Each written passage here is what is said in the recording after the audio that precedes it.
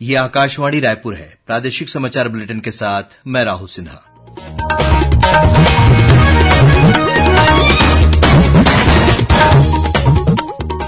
और अब पेश है आज के मुख्य समाचार।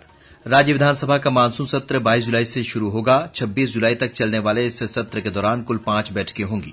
मुख्यमंत्री विष्णुदेव साय ने आज नई दिल्ली में प्रधानमंत्री नरेंद्र मोदी से मुलाकात कर उन्हें छत्तीसगढ़ के विजन डॉक्यूमेंट के साथ ही नियत नल योजना के बारे में जानकारी दी। भारतीय जनता पार्टी द्वारा 1975 में लगाए गए आपातकाल के विरोध में आज देशभर में आपातकाल काला दिवस मनाया जा रहा है। प्रधानमंत्री ने आपातकाल का विरोध करने वाले लोगों को श्रद्धांजलि अर्पित की है और मुख्यमंत्री विष्णुदेव साय 27 जून से जनदर्शन कार्यक्रम के तहत लोगों से मुलाकात कर उनकी समस्याएं सुनेंगे।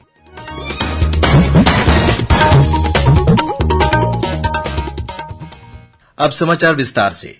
छत्तीसगढ़ की 6वीं विधानसभा का मानसून सत्र 22 जुलाई से शुरू होगा। 26 जुलाई तक चलने वाले इस सत्र के दौरान कुल 5 बैठकें होंगी।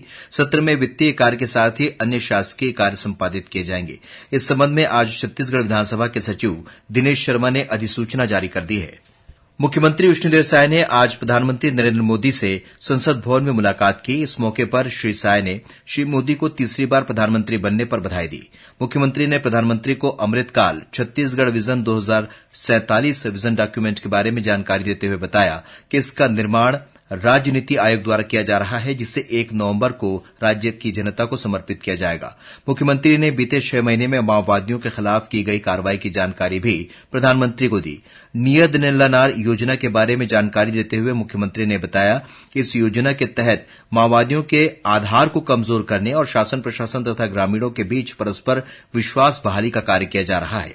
इस योजना के तहत वर्तमान में 23 कैंप खोले गए हैं, जिनमें से 90 गांव शामिल हैं और भविष्य में 29 कैंप और खोले जाएंगे। प्रधानमंत्री से मुलाकात के बाद मुख्यमंत्री विष्णुदेव साय ने संसद भवन में छत्तीसगढ़ के नवनिर्वाचित सांसदों से भी मुलाकात की।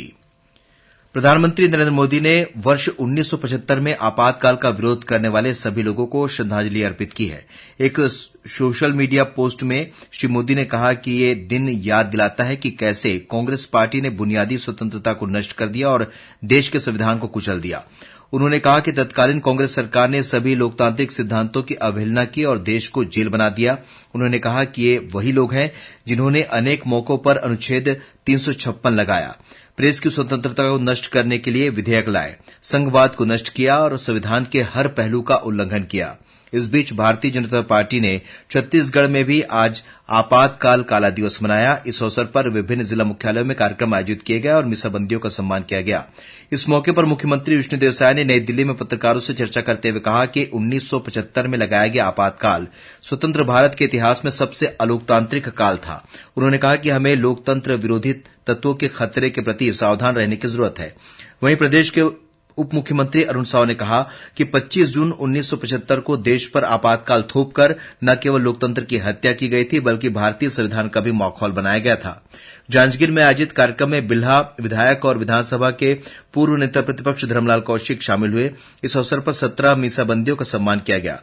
इस मौके पर श्री कौशिक ने कहा कि प्रदेश में फिर से भाजपा सरकार बनने पर मीसाबंदियों की पेंशन को पुनः शुरू किया जा रहा है और रुकी हुई पेंशन को एकमुश्त दिया जाएगा। केंद्रीय कोयला और खान मंत्री जी किशन रेड्डी तथा कोयला और खान राज्य मंत्री सतीश चंद्र दुबे ने कल नई दिल्ली में आयोजित एक कार्यक्रम में महत्वपूर्ण और रणनीतिक खनिजों की नीलामी के चौथे दौर की शुरुआत की। इस नीलामी में महत्वपूर्ण खनिजों के 21 ब्लॉक शामिल थे। इनमें से 11 नए ब्लॉक हैं, जिनमें छत्तीसगढ़ सहित 6 राज्य भी शामिल हैं। कोरबा जिले में स्थित देश की पहली लिथियम खदान की नीलामी करने वाला छत्तीसगढ़ देश का पहला राज्य बन गया है। Geological survey of India GSI ने प्रारंभिक सर्वे में पाया है कि कटघोरा के ग्राम घुचापुर के पास 250 हेक्टेयर क्षेत्र में दुर्लभ धातु लिथियम बड़ी मात्रा में मौजूद है। इसके अलावा नीलामी के पिछले दौर के दूसरे प्रयास वाले ब्लॉकों के रूप में 10 महत्वपूर्ण खनिज ब्लॉक पेश किए जा रहे हैं। ये ब्लॉक दूसरे 10 राज्यों के अलावा छत्तीसगढ़ में भी है। इंडियन मेडिकल एसोसिएशन के पूर्व अध्यक्ष डॉक्टर शरद कुमार अग्रवाल ने नीट यूजी परीक्षा में गड़बड़ी और कदाचार के संबंध में सक्रिय कार्रवाई करने के लिए केंद्र सरकार को धन्यवाद दिया है। वहीं नई दिल्ली के सफदरजंग अस्पताल में बाल चिकित्सा विभाग के प्रोफेसर और प्रमुख डॉक्टर हरीश चेलानी ने नीट यूजी परीक्षा के संबंध में विभिन्न प्रतियोगी परीक्षाओं में पारदर्शिता सुनिश्चित करने के लिए सरकार द्वारा उठाए गए सक्रिय कदमों की सराहना की है। इस बीच राष्ट्रीय परीक्षा एजेंसी एनटीए के माध्यम से परीक्षाओं के पारदर्शी, सुचारू और निष्पक्ष संचालन को सुनिश्चित करने के लिए शिक्षा मंत्रालय द्वारा गठित विशेषज्ञों की उच्च स्तरीय समिति की कल पहली बैठक हुई। समिति के डॉक्टर राधाकृष्णन ने नई दिल्ली में मीडिया से बात करते हुए कहा कि समिति की प्राथमिकता छात्रों और अभिभावकों की चिंताओं और सुझावों को जानना है, जिसके लिए उनसे बातचीत की जाएगी। प्रादेशिक समाचार आप आकाशवाणी रायपुर से सुन रहे हैं। मुख्यमंत्री विष्णुदेव साय 27 जून से जनदर्शन कार्यक्रम के तहत लोगों से मुलाकात कर उनकी समस्याएं सुनेंगे। साथ ही वे जनता के सुझाव और शासकीय योजनाओं के क्रियान्वयन की जानकारी भी लोगों से प्राप्त करेंगे। ये कार्यक्रम हर गुरुवार को मुख्यमंत्री निवास कार्यालय में सुबह 11 बजे से दोपहर 1 बजे तक आयोजित किया जाएगा। छत्तीसगढ़ राज्य विधिक सेवा प्राधिकरण बिलासपुर द्वारा राज्य के 23 जिलों में स्थापित legal aid defence council system में नियुक्त चीफ, डिप्टी चीफ और assistant legal aid defence council के लिए 3 दिवसीय प्रशिक्षण सत्र का आयोजन किया गया। प्रशिक्षण सत्र के अंतिम दिन आज छत्तीसगढ़ उच्च न्यायालय के मुख्य न्यायाधीश न्यायमूर्ति रमेश सिन्हा ने सभी प्रतिभागी डिफेंस काउंसिल को संबोधित करते हुए कहा कि प्रशिक्षण कार्यक्रम का लाभ प्राप्त करते हुए अपने विधिक कौशल को विकसित करें। साथ ही उन्होंने प्रतिभागियों से कहा कि वे 3 नए आपराधिक कानूनों के संबंध में सभी जानकारियां नई तकनीकों के द्वारा प्राप्त करें। गौरतलब है कि राष्ट्रीय विधिक सेवा प्राधिकरण के निर्देश पर 23 से 25 जून तक आयोजित इस प्रशिक्षण सत्र में 23 चीफ, 32 डिप्टी चीफ और 50 assistant legal aid defence council शामिल हुए। देशभर में 1 जुलाई से लागू हो रहे 3 नए आपराधिक कानूनों भारतीय न्याय संहिता, भारतीय नागरिक सुरक्षा संहिता और भारतीय साक्ष्य अधिनियम के संबंध में आज रायगढ़ में कार्यशाला का आयोजन किया गया। कार्यशाला में मुख्य अतिथि के रूप में पहुंचे राज्यसभा सांसद देवेंद्र प्रताप सिंह ने कहा कि नए कानूनों से लोगों को त्वरित न्याय मिलेगा। उन्होंने कहा कि अपराधियों के लिए नए कानून में गंभीर सजा और समाज को अपराध मुक्त बनाने के लिए कड़े प्रावधान किए गए हैं। उन्होंने बताया कि वर्तमान में सारे रिकॉर्ड ऑनलाइन और कंप्यूटरीकृत हो रहे हैं। नए कानून में वो सब सुविधा लोगों को उपलब्ध होगी जिससे न्याय और निर्णय शीघ्र मिलेगा। कार्यशाला में कलेक्टर कार्तिकेय गोयल और पुलिस अधीक्षक दिव्यांग पटेल भी उपस्थित थे। धमतरी जिले में पुलिस के साथ हुई मुठभेड़ में 5 लाख रुपए का इनामी माओवादी कमांडर मारा गया है। पुलिस के अनुसार नगरी ब्लॉक से डीआरजी के जवान तलाशी अभियान पर निकले थे। इसी दौरान मुंहकोट और आमझर के जंगल में पहले से घात लगाकर बैठे माओवादियों ने पुलिस पार्टी पर फायरिंग शुरू कर दी। जवाब में डीआरजी के जवानों ने भी फायरिंग की। करीब 1 घंटे तक चली गोलीबारी में 5 लाख रुपए का इनामी माओवादी मारा गया। पुलिस ने घटनास्थल से माओवादी के शव के साथ ही एसएलआर राइफल और अन्य माओवादी सामग्री बरामद की है। मृत माओवादी की पहचान सीता नदी एरिया कमांडर अरुण मंडावी के रूप में हुई है।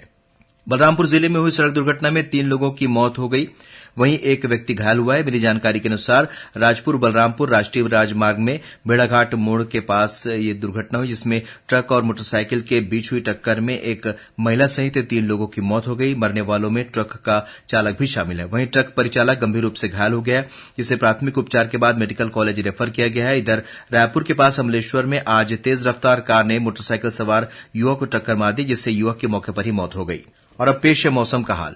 कल छत्तीसगढ़ के अधिकांश स्थानों पर हल्की से मध्यम वर्षा होने की संभावना है। मौसम विभाग ने 1-2 स्थानों पर गरज चमक के साथ भारी वर्षा होने की चेतावनी भी दी है। राजधानी रायपुर में भी आसमान में बादल छाए रहेंगे और वर्षा होने की संभावना है। वर्षा की स्थिति अगले 2-3 दिनों तक बनी रह सकती है। और अब कुछ खबरें संक्षेप में। उप मुख्यमंत्री विजय शर्मा ने आज बिलासपुर जिले के कोनी स्थित आदर्श आईटीआई का निरीक्षण किया। छत्तीसगढ़ राज्य निर्वाचन आयोग के 5वें निर्वाचन आयुक्त के तौर पर आज अजय सिंह ने कार्यभार संभाल लिया है। कोरबा जिले के विशेष पिछड़ी जनजाति समुदाय पहाड़ी कोरबा और बिरहोर जनजाति के 108 बेरोजगार युवाओं को श्रम मंत्री लखनलाल देवांगन ने उनके घरों के नजदीक के स्कूलों में अतिथि शिक्षक और भृत्य के रूप में नियुक्ति पत्र वितरण किया। कल 26 जून को दुर्ग से चलने वाली नौतपा एक्सप्रेस परिवर्तित मार्ग से चलेगी। बलौदाबाजार नगर में बीते 10 जून को हुई आगजनी की घटना में शामिल 7 और आरोपियों को गिरफ्तार किया गया है। अब तक इस घटना के सिलसिले में 145 आरोपियों की गिरफ्तारी हो चुकी है। Gevra Pendra road rail corridor के लिए अधिग्रहित भूमि के संबंध में मुआवजे की मांग को लेकर मार्क्सवादी कम्युनिस्ट पार्टी द्वारा आज कोरबा में पुरैना के पास प्रदर्शन किया गया। महासमुंद के बरबसपुर रेतघाट में राजस्व और पुलिस विभाग की संयुक्त टीम ने कार्रवाई की। इस दौरान रेत का अवैध उत्खनन और परिवहन करते हुए 40 हाईवा को जब्त किया गया। वहीं मौके से 9 वाहन चालकों को पूछताछ के लिए कोतवाली थाने लाया गया। और रायपुर जिले के अंतर्गत तिल्दा जनपद पंचायत में नारी शक्ति से जल शक्ति अभियान के तहत आज जागरूकता रैली निकाली गई। अंत में मुख्य समाचार एक बार फिर। राज्य विधानसभा का मानसून सत्र 22 जुलाई से शुरू होगा। 26 जुलाई तक चलने वाले इस सत्र के दौरान कुल 5 बैठकें होंगी। मुख्यमंत्री विष्णुदेव साय ने आज नई दिल्ली में प्रधानमंत्री नरेंद्र मोदी से मुलाकात कर उन्हें छत्तीसगढ़ के विजन डॉक्यूमेंट के साथ ही नियत नलनार योजना के बारे में जानकारी दी। भारतीय जनता पार्टी द्वारा 1975 में लगाए गए आपातकाल के विरोध में आज देशभर में आपातकाल काला दिवस मनाया जा रहा है। प्रधानमंत्री ने आपातकाल का विरोध करने वाले लोगों को श्रद्धांजलि अर्पित की है और मुख्यमंत्री विष्णुदेव साय 27 जून से जनदर्शन कार्यक्रम के तहत लोगों से मुलाकात कर उनकी समस्याएं सुनेंगे। इसी के साथ प्रादेशिक समाचार बुलेटिन समाप्त हुआ। नमस्कार।